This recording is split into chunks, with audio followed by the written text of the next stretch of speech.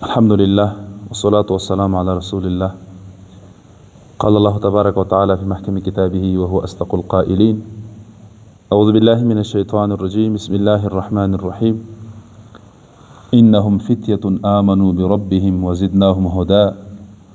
صدق الله العظيم. طول شوسر الدودر شربوي. اللهم صل على محمد وعلى آل محمد كما صليت على إبراهيم وعلى آل إبراهيم إنك حميد مجيد. اللهم بارك على محمد وعلى آل محمد كما باركت على إبراهيم وعلى آل إبراهيم إنك حميد مجيد. اولا تاسو ټول محترم ځوانانو ته السلام علیکم ورحمت الله وبرکاته. محترمو د فکر او ډالۍ د خبرونو په لړۍ کې موږ تاسو نن شپږم سیمینار ده، نو هم فکر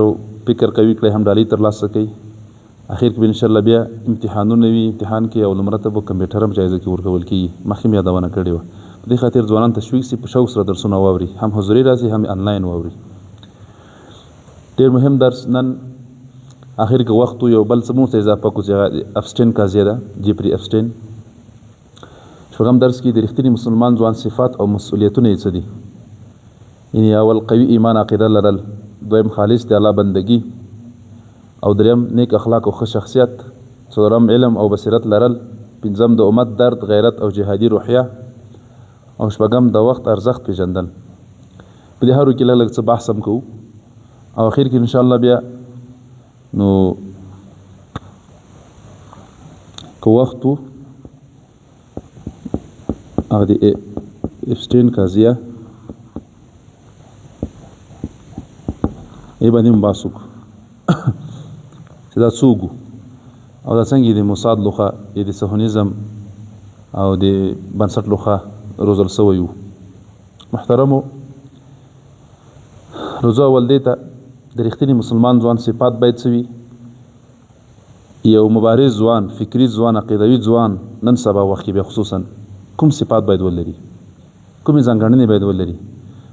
نو کوم شخصیت باید وي که نه، او بیا او مسؤلیت به یې څه وي. مسؤلیت خپله دام راځي وروسته به راسي چې د غربیانو دسیسو نه کنه باید آګاه وي. اول تر ټولو مهم صفت چې یو ځوان باید ولري، هر مسلمان باید ولري، خو ځوان کې باید وي چې هغه د مسلمان امت په درد وخوړل سي. او دا موضوع ولې موږ راواخیستله، ولې مهمه وه، وجه دا ده که تاسو فکر کړی نن سبا موږ ځوانان کوم ځوانان مشهور دي، ټیک ټاکي، یوټیوبر، فیسبوکي، بس دوی داسې فکر کوي چې موږ دلته زیات فالوورز لرو، ځکه به خلکو په زړه کې هم ځای لرو. کله داسې نه ده. صحیح ده، یو ځوان چې په ټولنه کې که نه دلته څو ښه شخصیت ولري، بیا که میډیا کې فعالیت وکړي د خیر لپاره صحیح ده. نه داسې چې سونډې سرې که، عامل واچوه، بنګړي واچوه، دنداسه ووایه، ویښتان را پرېږده، ویډیو جګه که، ولا زه ځوان یم. نه دا ځوان نه ده. زه 12 کلن 13 کلن ځوان یم. تاسو محمد بن قاسم 12 کلن ځوان یو کومې کارنامې کړې وي، مکمل فاتح د سند، او تا چې کړي، تا فیسبوک فتح کړی یا د ټیک ټاک فتح کړی بس. نو ځکه دغه صفات که چا په عملي ټولنه کې په کلي ولس کې لرل، دا ځوان صحیح ده، دا ځوان ده، حق یې د ځوانۍ ادا کړی. اول صفت چې یو رښتینی ځوان د امت ځوان لري ولري، قوي ایمان او عقیده ده. ځکه د هر څه لپاره اساس، بنسټ او اساس کوم ده که نه، هغه چې ده ایمان او عقیده ده. چې عقیده کمزوري وه، ایمان ضعیف و، معنویات کمزوري وي، بیا هېڅ مبارزه نشي کېدلی. قرآن کریم کې په سورت کهف کې 15 سپارې نه شروع کېږي، نه لوی سورت د تاسو به اورېدلي، هلته اووه ځوانان تېر شوي دي که نه، واقع لري د کهف ځوانان. د هغوی په باره کې رب ذوالجلال فرمایي انهم فتیة، دا یو څو ځوانان وو، وداني وو، آمنوا بربهم، دوی ایمان راوړ په رب باندې، وزدنهم هدا، الله پاک نورم هدایت ورته زیات کړ، الله نورم هدایت ورته زیات کړ. دغه ځوانان دوی په الله ایمان راوړ، عقیده داسې کلکه عقیده یې دې کې تشریح ډېره ده. هغه وخت چې کوم ظالم باچا او مشرک هغې په ضد یې بغاوت وکړ چې نه موږ یو الله منو، موږ شرک نه کوو، موږ بتپرستي نه کوو. محترمو دغه ځوانان دا ټول بادشاهي ولړزوله. یعنې ځوان باید راسخ عقیده ولري، د شرکیاتو نه، د رسم رواجونو نه څنګه وي، یو طرف ته وي، لرې وي. او هغه رد کی خالص عقیده خالص ایمان په الله ولري بربهم او بیا ایمان عقیده چې ولر لګوره هغه د اصحاب کهف ځوانان چې په الله ایمان راو او بیا الله ته پناه ورلله اخر کې پناه واخیستله 300 کال هلته ویدو خو باندې نو بیا چې راغله خپله مبارزه چې کوله وليتلطف ولا يشعرن بكم احدا نرمي به کوئ بازار ته لاړ شئ ځوان باید نرم دلم وي خلکو څخه اخلاق وکړي ټولنه کې ښه اخلاق وکړي دغه د کیسې نه باید زکي او بل ولا يشعرن بكم یعنې موږ تاسو باندې باید څوک خبر نسی مبارزه چې کله ځوان کوي اسلامي دعوت کوي باید پټه یې وکړي لکه پیغمبر اسلام اول 3 کلونه پټه دعوت کوو د ارقم په کور کې نو مبارزه به کوي مخفي پټ ورو ورو اسلام ته خلک دعوت کوي اسلامي فکر به ترویجوي نو دا خو اول صفت د مسلمان به څه وي ځوان قوي ایمان او عقیده به لري کلکه راسخ عقیده به لري صحیح سوچه ډبرین عقیده به لري لکه به اوس وخت کې که تاسو مطالعه کوئ پیغمبر اسلام نه نیولې که نه موږ تاسو د صحابو عقیده که نه څومره قوي عقیدې وي که اوسنۍ زمانه کې څوک غواړي چې څنګه عقیده باید وي لکه د موږ تاسو مرحوم امیر المؤمنین ملا محمد عمر رحمه الله ښه ډبرین عقیده یې وه ټول کفر یې ولړزاو کفر ته ویلې راځه راسه دا څنګه چې اوس زه ښارونه پرېږدم داسې وخت به راسې به ته ښارونه راته پرېږدې همداسې اوس ګوره او دویم خالص دی الله عز وجل دی الله جل جلاله بندگی کوي ځوان خالص دی الله بندگی مادیاتو بنده بنی د کفر بندگی بنه کوي د دیموکراسي بنده بنوي او د ډار بنده بنوي چې ډاریږي شانه اوس وخت کې ځان څخه علمبرداران بولی کنه بشر حقوق مدافعین بولی کنه ورسته براسي د اپشن په قضیه کې دیغه بندگی بنه کوي بنده به چاوي دی الله خالص دی الله بنده وي دی الله عبادت وکړي حدیث شریف کې راځي جناب رسول الله صلی الله علیه وسلم مبارک فرمایي وي سبعه يذلهم الله في ذله ونفر ابو الله پاک د خپل عرش د سری لاندې ودروي چې بل سری نسته کنه کما یلک فی شانه و دا ذکر سی دي کنه یو امام عادل کنه عادل بادشاہ یو پکې دا وشاب نشأ فی عبادت الله اغه ځوان بم دی الله دی عرش د سری لاندې وي چې د الله په عبادت کې رالوي سوی نشأ راستر سوی وي رالوي سوی وي فی عبادت الله د الله په عبادت کې رالوي سوی چې دی وړکونی نه د بلوغ دی وخت جماعت سره رابطه وي د امام سره رابطه وي مدرسې سره رابطه وي علم سره تعلم سره او د خلکو د امت فکر سره ورسته براسي انس د ځواني نه د الله په عبادت کې رالوي سوی ګیرې سپینه سوی دا به د عرش سری لاندې نو دویم صفت د رښتینی مسلمان ځوان بچوي خالص د الله بندگی وکړي بل څه بندگی بنه کوي مادیات بندگی بنه کوي دریم صفت چې یو رښتینی مسلمان ځوان باید ولري نیک اخلاق او ښه شخصیت کرکټر او بیا ولې محترمو یم تاسو لپاره اسوه حسنه لوګو چې دا یم تاسو خپل جناب پیغمبر صلی الله علیه وسلم ده په اسلام سفاره کې الله عزوجل فرمای د رسول الله برکت اړوند انک لعلى خلق عظیم بشک ای رسول الله خو ډیر ښه اخلاق لري ډیر اسوه حسنه لري ان اسوه حسنه خلوګوي د امت لپاره ځوانانو لپاره د مسلمانانو لپاره اخلاق دي ډیر لوی دي عظیم اخلاق دي چې الله پاک گواهی ورکړي نو خامخانو چې ځوان په ټولنه کې خصوصا کنه یو هم د تویل ګوره خو د سوشل میډیا ټولنیز رسنیو اتل دغه نه د خیم هم سبا خو چې ځان یې مشور کړی د فکر کې چې ولا زه خو زم چې ځوان په ټولنه کې عملاً کردار شخصیت خوي کنه کرکټر خوي او اخلاق خوي هغه ځوان بیا خلک خبرم بني کله کې امام سو استاد سو پښوا سو خلک اقتدام سي کوي او ریم او سپورټ هم کوي خو ټولنه کې کردار نه وي شخصیت نه مثلا اوس یو ځان اتل معرفي کوي په ټولنیزو رسنیو کې کنه دومره فالوور لرم ټیک ټاک کې او فیسبوک کې او یوټیوب کې او ایکس کې کنه څورته وای ټویټر آیا یمو تاسو مشران هر یو کس دغه ټولنیز رسنۍ لري نه ان شخصیت چیرته معلومیږي ظاهريږي نیک اخلاق شخصیت اسوه حسنه خلق عظیم په ټولنه کې د خلکو سره تعامل رابطه نو مړي ژوندۍ کې شریکېدل غم خادي کې شریکېدل جماعت تتلل په دغه کې ټولنیز شخصیت را جوړي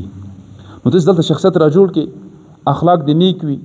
رویه دې ښه وي چلن امانتداري لرې رښتونه یې صادق یې که نه خیانت نه کوې دروغ نه وایې او بد اخلاقي نه کوې د دې دا خلک ټول تا باندې راټولېږي که ته دعوت ورته کوې ته خبره مني او که په ټولنه کې د اعتبار خراب کړي ورته خبر څوک نه مني وزتي ول داسې کوي او بل څلورم صفت یو ځوان باید ولري علم بصیرت لرل شعور درلودل بصیرت درلودل علم محترمو د اوس وخت تقاضا چې کوم علوم دي که نه ټول قرآني علوم دي اول باید یو ځوان په دین کې پوه وي تر څو فکري انحراف ونه کړي تفسیر باندې باید پوه تفسیر یې کړی وي دوري وي تفسیر د حدیثو کتابو باندې ځینې کتابونه حدیث درس باید یې ناس وي که ټول مکمل 12 کاله په مدرسه کې علم نشي کولی حد اقل 2-3 کاله د باید وخت ورکړی وي دین ته یعنې چې کله هغه علم زده کړي وروسته بیا په نور علومو کې اوسني ټکنالوژي عصري علوم مخ ته لاړ شي که نه په دې کې مخ ته لاړ شي او د امت په درد وخوړل شي جدید اسلحې جدید ټکنالوژي ته موږ لاسرسی ولرو که نه علم ولري ولې رسول الله برک فرمایي طلب العلم فریضة علی کل مسلم په هر مسلمان باندې طلب د علم فرض ده ولو کان فی سین اگر که بچین کې امکان د علم طلب وکړي او بصیرت لرل پوهه او خیرتیا ځیرکي باید ځوان دا یو خبر ګور ځوانان باید د دنیا د حالاتو خبر وي که یعنې د ټولنیزو شبکو استعمالول رسنیو دا داسې نه چې یعنې بد د ښې ښه دي دا پورې اړه لري څنګه استعمالوي ځوان باید د دنیا د حالاتو آګاه وي خبر وي هره ورځ باید خبر وي دنیا کې څه تېرېږي امت ته څه خطر ده څنګه باید دا لرې شي که نه نو علم باید ولري دواړه علوم باندې ځوان سنبال وي هم دیني هم عصري څنګه که موږ پیلوټ لرو موږ جنرال لرو باید موږ ته امامت هم وکړي حافظ هم وي قاري هم وي امام هم موږ ته خطبه هم ووایي کله کله ضرورت شي دواړه باید زده وي دواړه میدانونه باید ګټلي وي پوهنتون دې مو وایي مدرسه دې مو وایي دومره دې وایي چې بل چېرته مشر سي آیات موږ ته سم ووایي لمونځ موږ ته راکړي خطبه موږ ته ووایي جمعې لمونځ راکړي اختر لمونځ راکړي راته مخ دې وي جهاد امر راته وکړي ځکه آینده کې دا ځوان د مسؤلیت ورلغاړې ده نو صالح ځوانان معنا صالحه ټولنه فاسد ځوانان فاسده ټولنه ځکه دا ځوانان آینده کې د امت رهبران جوړېږي اکثره او بیا آیت شریف کې راځي کنه قل هل يستوي الذين يعلمون والذين لا يعلمون استفهام انکاری ده کنه آیا هغه کسان چې علم لري او هغه کسان چې علم نه لري تاسو برابر دي کله نه برابر نه دي مسلمان ځوان باید علم ولري علوم باندې سنبال وي بشپړ وي پنځم صفت چې رښتینی مسلمان ځوان لري هغه په امت مسلمه باندې درد غیرت او جهادي روحیه ده ځوانانو والله بلا سمت الله چې یو ځوان وي د امت په درد غمجن نشي غیرت ماده پکې نه وي جهادي روحیه ونه لري او دا ځوان مه خیانو صحیح ده جسما مسلمان ده ظاهرا مسلمان وي خو فکرا به ذاتي ورته خپه دا اوس رقم ځوان یو ځوان مسلمان ځوان مسلم ځان د مسلمان وي یعنې د امت په درد موږ تاسو کفار داسې ویشلي یو چې اول خو امت ټوټې ټوټې کړی یو 50 ملکونه جوړ کړي دي بیا هر ملک منځ کې هر هیواد منځ کې بیا په ولایتو ویشلی په ژبو یې ویشلی په سمتونو یې ویشلی په قومونو یې ویشلی په ټبرونو یې ویشلی که نه بس په خپل قوم سره خبرې کېږي نور دنیا څه هر شی کوي به که ورته وایي چې مثلا په غزه کې ظلم کېږي فلسطین کې یا کشمیر کې ظلم کېږي یا برما کې ظلم کېږي زموږ یې څه کوو نه یو پوه نه ده ځوان ته باید دا وویل شي ځوانه چې مسلمان چې هر چېرته یو وجود ده لکه سترګه چې خوږېږي نو ټول بدن ورسره نارام وي پښې ګوته خوږېږي ټول بدن ورسره نارام وي او که ته نارامه نه شې نو ته څنګه مسلمان یې نو د امت باندې دردمن کېدل او امت په خوشحالېدل او غیرت لرل دینی غیرت جهادي روحیه لرل ته باید دې ته آماده وې ځکه حدیث شریف کې راځي د ځوان لپاره د مسلمان لپاره سیاحت چې د چکر جهاد ته تلل دا د چکر ده قرآن کریم کې الله پاک د مجاهدینو داسې ذکر کوي وفضل الله المجاهدین علی القاعدین اجرا عظیما الله پاک فضیلت ورکړی مجاهدینو ته په ناستو خلکو باندې لوی اجر څوک چې ناست دي اوس جهاد کې دا ډېر برابر نه دي. الله به ډېر اجر ورکړي. او دا سورۃ النساء آیت 15 سپاره کې نه شپږم سپاره کې ده. او بل المؤمن لمؤمن كالبنيان يشد بعضه بعضا. یو مؤمن دی بل مؤمن لپاره راګه دیوال کلا ده سیده. اوس که یو خخت لري کې بل خخت راغورځي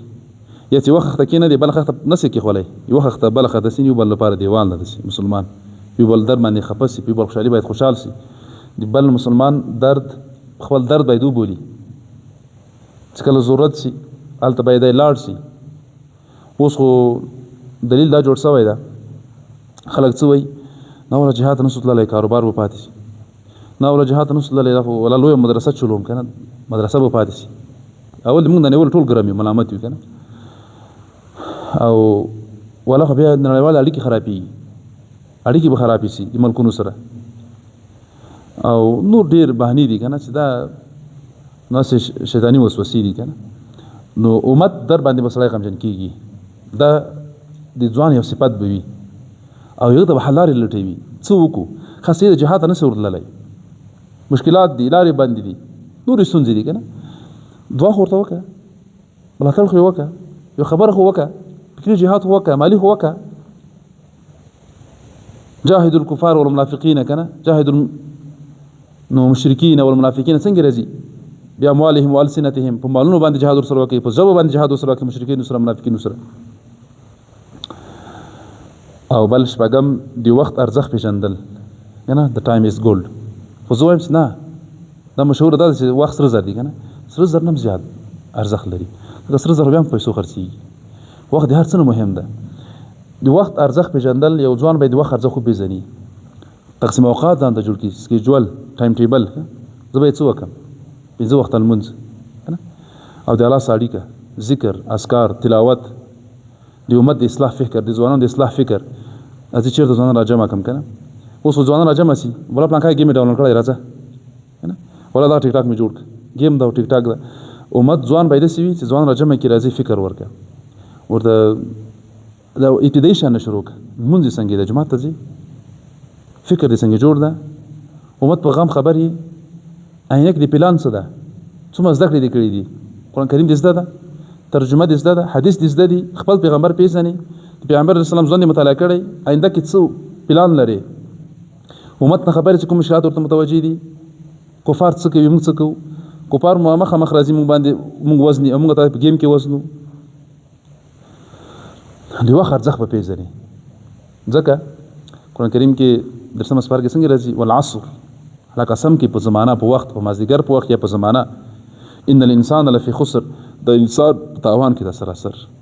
خو څلور ډول انسان په تاوان کې نه دي الا الذين امنوا هغه کسان چې ایمان یې راوړ الحمدلله ایمان وراوړی وعملوا الصالحات نیک اعمال کوي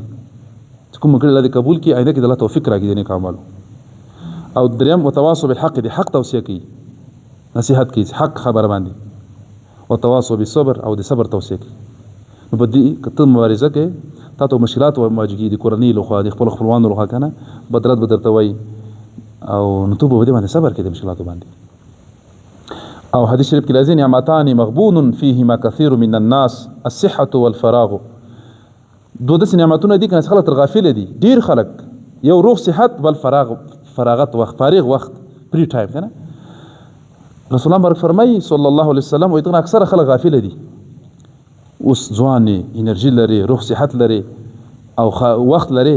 راځي شروع کا درس شروع کا ځوانان پوي کا کدري برخه معلومات نه لري اصلي کومولم دي کړه اورته وخه کمپیوټر ورزده کا آشنای کا ټکنالوژي سره آشنا کا څنګه د اسلام او د امت او د ملت په در دی وخرو موږ تاسو علوم حاصل کو دینی او عصري دواړه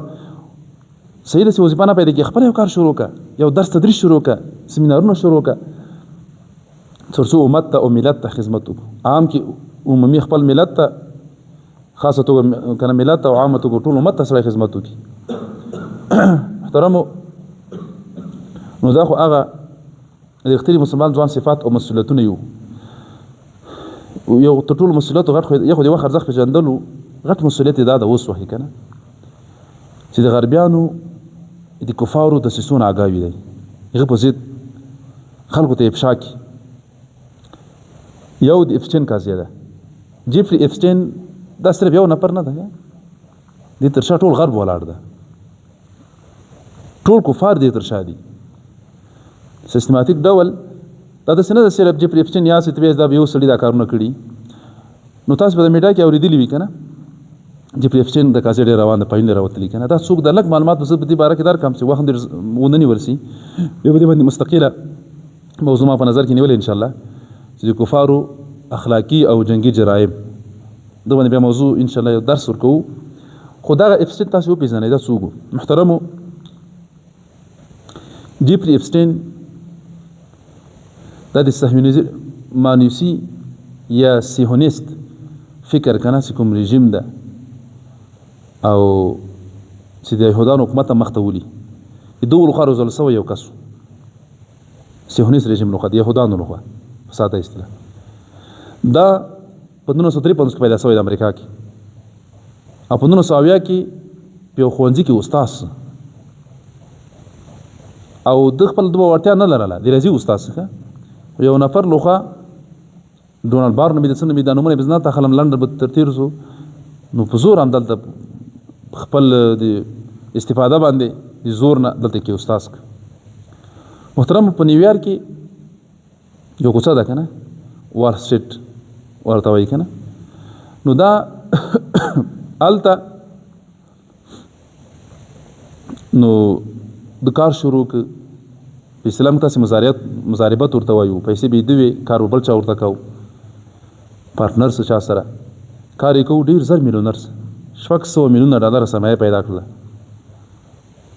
نور جوینه یې واخیستل خو تر ټولو مهم ایسلینډ څه ورته وایي او ویرجینیا ټاپوګان ورته وایي په امریکا کې کرابین سمندر ده په امریکا کې هلته د یو ټاپو واخیسته اوس یې ده په نوم مشهور دی اپسټین خو د تر شا اتمن د یهودانو او د صهیونیستانو لاسو د دومره پیسې هغو تر شا ورکولې دی روزه څو څو د باندې بلاک میل ترسره کړي اوس بلاک میل څه ترسره کول محترمو دغه اپسټین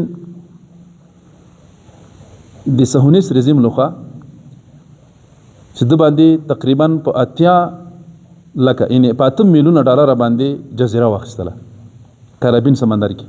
په ویرجینیا ټاپوګانو کې یو ټاپو ورته واخیست ظاهرا خو جنت ښکاري مصنوعي شاوخوا رڼې اوبه که نه منځ کې سړکونه او ښایسته کورونه او د لوبو ځایونه په حقیقت کې دا دوزخ لکه څنګه چې دوی ګونتانامو زندان جوړ کړی ده د مسلمانانو د انسانانو تعذیبولو لپاره چې مصنوعي جهنم یې جوړ کړی دغسې دوی مصنوعي جنتونه هم جوړ کړي دا یو جیفري اپسټین هغه نه ده ښه ایسلینډ نه ده جزیره نه ده زرګونه داسې نور دي دا یو شخص نه ده ښه دغه تر شا مکمل نظام ولاړ ده یعنې په عموم کې اکثریت کفار هم داسې دي هر یو شخص دوی اپسټین ده دا اوس کوم فایلونه راوتلي دي یعنې 3 میلیونه 3 لکه ورکې اسناد دي او 2 زره ویډیوګانې دي 1,80,000 عکسونه دي دا خو ډېر معمولي شیان دي دغه تر شا نور چې پټ دي اعظم ډېر دي خفي چې کوم دي دا داسې ده لکه سمندر نه یو څو څاڅکي راواخلي ځکه زرګونه داسې جزیرې نورې هم شته د مسلمانانو تعذیب لپاره او د انسانانو انساني فطرت خلاف کارونه هلته پکې سوي دي یا پکې کېږي اوس هم په لوی لاس پکې کېږي نو دغه اپسټین هم همدې لپاره وګمارل څه تر څو د نړۍ هغه ستر رهبران چې دعوه کوي که نه چې دوی په اصطلاح دوی وایي چې موږ علمبرداران یو د بشر حقوقو جوړونکي یو قانون میکر که نه لا میکر کنه قانون جوړونکي یو او د ماشومانو حقوقو خوندي کوونکي یو او بشر حقوق مدافعین یو لوړ چارواکي یو شهزادګان یو د برطانیا دا ټول خلک په دې کې شامل دي او دغه ټاپو ته ورغلي دي او داسې کله د واخیسته جوړ یې که دا په 1998 کې دا واخیسته او دا نوره سرمایه هم لري فرانسې کې نو سوداګریز مارکیټونه لري نیویارک کې هم لري دا یې هم اخیستی ده نو هلته به ده دا خو د یهودانو دا پلانو مهم اشخاص به هلته بول بلک میل کول به بلک میل څه ته وایي بلک میل دلته وایي بلک تور میل معنا په زور یې چا نشه اخیستل که نه مال یعنې په تور یا مثلا په تور لیس بلک میل دا مطلب چې یو څوک مجبوره کې یعنې تاسو هغه بد اخلاقي ویډیوګانې وي یا سازمانونه یا اشخاص مجبورول دوی په ګټه کار کول هغه داسې ویډیوګان ثبتول چې هغه به په دې مجبوري تا ته کار وکړي دې ته بلک میل وایي خو څنګه به کول نو د خپل شخصي الوتکې لرلې تیارې لرلې کشتۍ لرلې انو کوم شخص بس مثلا د يهودو لخوا صهیونیست رژیم لخوا ورته ټارګټ سي دا سړی راوله دا یو ورته اړیکې میلیاردران ساینس پوهان غټ غټ خلکو سره اړیکې یا به دعوت کول چې راځي جنت ته مو بوزم مصنوعي جنت ته څه شي خواهش کوي هغه ست کی خاصه به کول به د ډېر ما د انسان فطرت خلاف کارونه دی وو قانون نیولې تر ول سو قانون پورې هغه انجن ویره په زور راوستلې یا په رضا یا په دوکا مثلا تاسو موږ مساج درکو یا موږ تاسو $200 درکو کنه مرسته د سره کو دلته بیره تختولې کشتوي کې بیره وړلې نو بیا د دوه میلیاردرانو د غټ غټو کافرانو چې ځان غټ غټ خلک بولی کنه دا ورته راتلل دوسره به ناوړه کارم کو جنسي ترابیم پکاو ته ټول بدل عادت سي به به وزلې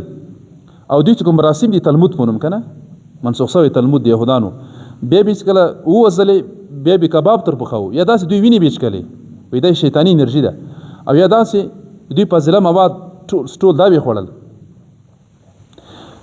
محترمو ته ټولو بدل ادا سي کنه موږ له اوسه میدیو وای په 1999 کې ترکیه کې زلزلہ وسوله نو یې غزنه به دا الته کوم کمپونو یا په سوریه کې په عراق کې کوم جنگونو کمپو کې ودا مهاجر اوسېدل یو غنه به د انجنې بوولې وړې وړې جنکې به بوولې ترکیه نه ډېر جنکې نه بوولې نو تختاولې وي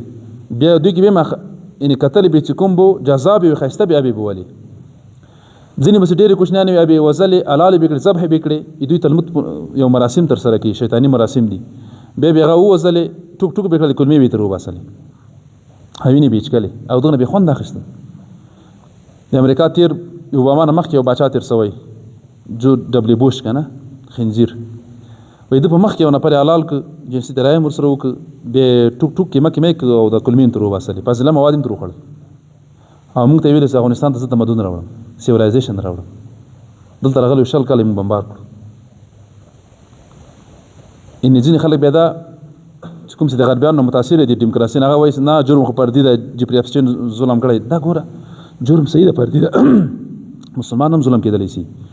خو ته په لوی لاس دوی ځان ته خپل قانون جوړ کړی ده آیا دوی قانون رانیولي دي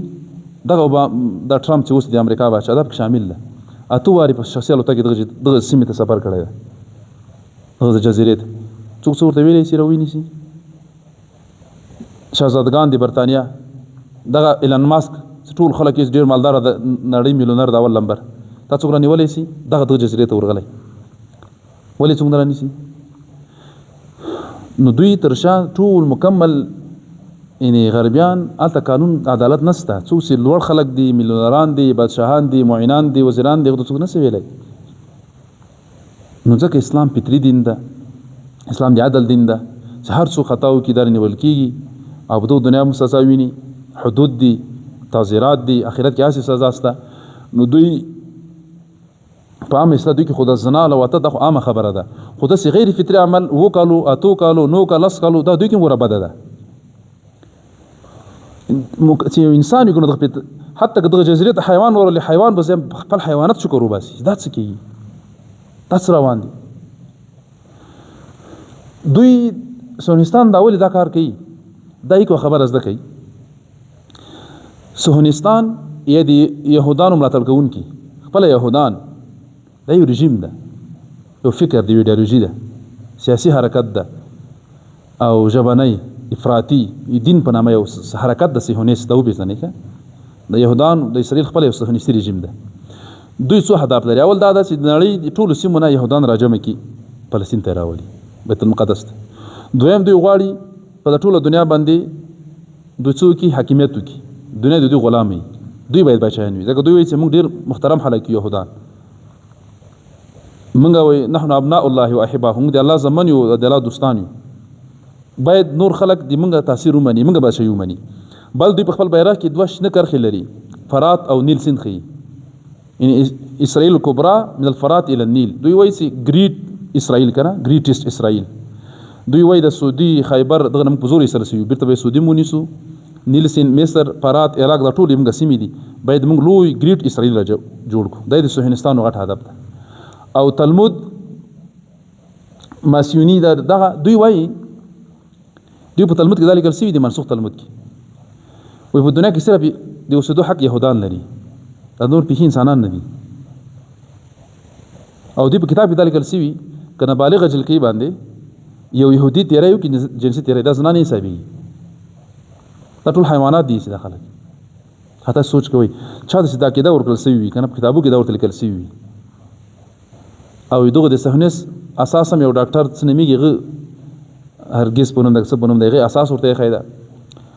نو دوی ځان ته جایز بولي دا کار مباح بولي په هر ترتیب باندې که نه چې د خپل حکومت جوړ کړي خپلو هیلو ته ورسي که وزل وي که ښځو استعمالول وي وینې چکل وي به دوی وکړي او د ماشوم وینه چې چکي دا دوی وایي دا شیطاني انرژي ده موږ ته شیطان مرسته کوي بیا دا په یو ځان ته ثواب بولي دا کار تاسو فکر وکړئ په دې باندې او دوی بل کار دا ده چې نړۍ څومره غټ غټ میلیاردران دي مشهور خلک دي یا د هیوادو بادشاهان دي ولسمشران دي که نه معینان دي وزیران دي یا د اسلحو فابریکو والا خلک دي دا به دوی بلک میل کړي اول په هر ترتیب په زور په رضا په پیسو واخلي د دوی هره غوښتنه ومني که نه دوی لاسلیکونه وکړي دوی په خواښه نور ملکونه ونیسي او اول د نجونو د ښځو پسې دا کار کوي چې هغه په هغه دام کې ګیر کړي ویډیوګانې تر وکړي دغه جزیره د جوړه کړې ده پسټین جزیره دلته به چې کوم نفر راتلل ویډیوګانې به سټارټ وي هلته به هغه هر ناروا وکړه که نه هر څه به یې کول د دې به ځان ته رقص شراب بو خو بس زنا ترتیب ورته برابر و نو چې کله به بیرته لاړ ویډیو به یې ورلیږله چې ګوره ته اوس موږ سره بند دی هغه مجبور دوی په خوا بې کار کوو دغه بیا شا کېږم رسوا کېږم خو لله الحمد الحمدلله ثم الحمدلله رښتینې اسلام پال خلک په دې اپسټین پایلو کې نشته لکه د حماس غورځنګ نشته موږ تاسو پاک اسلامي امارت سپین اسلامي امارت پکې نشته یعنې موږ مشران پکې نشته الحمدلله ثم الحمدلله نه نوم پکې راغلی ده نه یادونه سوي ده نو دا هم یو ګوره لوی عبرت درس ده که نه نور ټولو ملکونو ګوره د عربي نړۍ شیخان پکې شته دغه ټرمپ یو میل کړی ده ایمیل دته غږ یې ثبت شوی ده نو دغه افشین ته خبرې کوي چې کله عربي نړۍ ته لاړم قطر کو پیټ کوم ملک یادی چې یو شیخ یو مشر ما ته خپل نابالغه لور راکړه واده لپاره نه جنسي اړیکو لپاره راکړه نور خصوصیات باندې مغېدلی که نه تاسو دا سرچ کولی شئ کتابونه مطالعه وکړئ لیکنې ولولئ نو محترمو نو اسلامي امارت ځکه د خلک یو عربي لیکوال لیکلي